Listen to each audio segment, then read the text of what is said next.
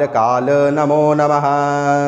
धरण्युवाच नमस्ते देवदेवेश वराहवदनाच्युत क्षीरसागरसङ्काश वज्रशृङ्गमहाभुज उद्धृतास्मि त्वया देव कल्पादौ सागरराम्भसः सहस्रबाहुना विष्णो धारयामि जगन्त्यहम् अनेकदिव्याभरण यज्ञसूत्रविराजित अरुणारुणाम्बरधर दिव्यरत्नविभूषित उद्यद्भानुप्रतीकाश पादपद्मा नमो नमः।